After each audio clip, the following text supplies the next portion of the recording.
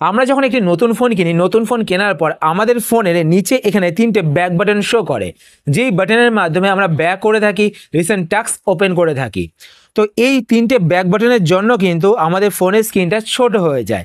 আপনারা চাইলে কিন্তু এই 3টে বাটনকে হাইড করতে পারবেন, হাইড করেও কিন্তু আপনারা সেম কাজটি আপনাদের ফোনে করতে পারবেন। তো আজকের ভিডিওতে আমি আপনাদের দেখাবো যে কীভাবে আপনারা আপনাদের ফোনের এই নিচের দিকে 3টে ব্যাক বাটনকে হাইড করবেন। তো চলুন ফের শুরু করা যাক। শুরু করার আগে আপনাদের কাছে একটি ছোট্ট রিকোয়েস্ট, আপনারা যদি এই চ্যানেলে নতুন হয়ে থাকেন তো চ্যানেলকে সাবস্ক্রাইব করে পাশে বেল আইকনটিকে অল করে রাখবেন এরকম নতুন নতুন ইন্টারেস্টিং ভিডিও নোটিফিকেশন পেতে। আর ভিডিও দেখার পর যদি আপনাদের ভিডিও হেল্পফুল হয়ে থাকে তাহলে লাইক শেয়ার করতে অবশ্যই ভুলবেন না। আর আপনি যদি ফেসবুক পেজ থেকে ভিডিও দেখে থাকেন তো পেজটিকে লাইক এবং ফলো করে পেজের সাথে থাকবেন।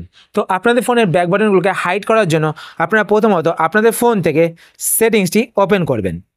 সেটিংস ওপেন করার পর এবার আপনি একটু নিচের দিকে চলে আসবেন।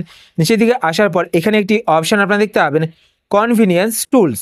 তো আপনারা কনভিনিয়েন্স টুলস এই অপশানটিতে ক্লিক করবেন। এই অপশানটিতে ক্লিক করার পর আপনারা এখানে একটি অপশান দেখতে পাবেন, নেভিগেশন বাটনস। যদি আপনারা আপনাদের ফোনে কনভিনিয়েন্স টুলস এই অপশানটি খুঁজে না পান তো আপনারা নেভিগেশন বাটনস লিখে আপনাদের ফোনের সেটিংস ওপেন করার পর ওপরে সার্চ বার দেখতে পাবেন। সার্চ বারে আপনারা নেভিগেশন বাটনস লিখে সার্চ করবেন। সার্চ করলে কিন্তু আপনারা নেভিগেশন বাটনসগুলো দেখতে পাবেন, ঠিক আছে। তো আপনারা নেভিগেশন বাটনসে ক্লিক করবেন। ক্লিক করার পর এখানে দেখবেন ভার্চুয়াল বাটন সিলেক্ট করা থাকবে।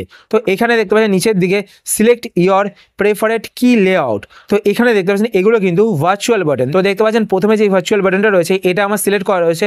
তো আপনারা যদি লেফটি অ্যান্ড রাইটি হয়ে থাকেন তো আপনারা এখান থেকে যদি ভার্চুয়াল বাটন ইউজ করতে চান তো আপনার লেফটি রাইটি হিসাবে কিন্তু ভার্চুয়াল বাটন এখান থেকে সিলেক্ট করতে পারবেন।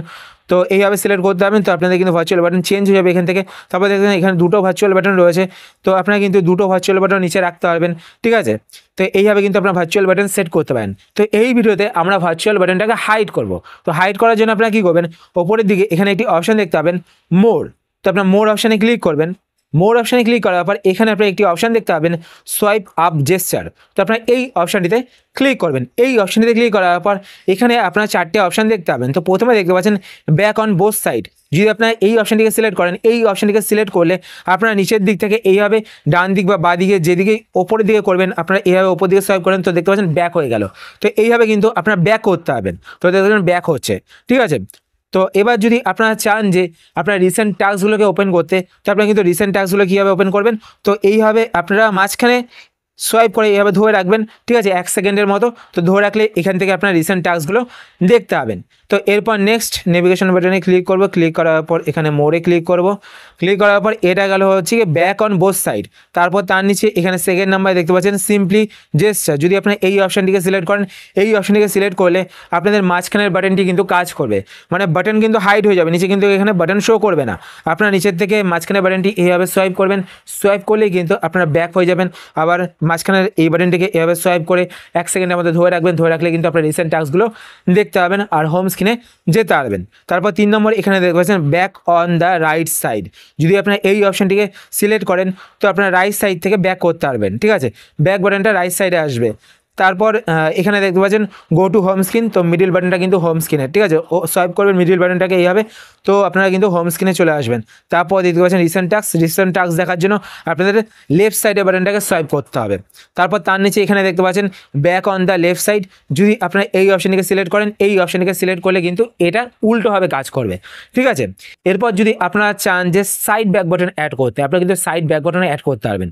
তো সাইড ব্যাক বাটন অ্যাড করার জন্য আপনারা কী করবেন, এখান থেকে ব্যাক করবেন।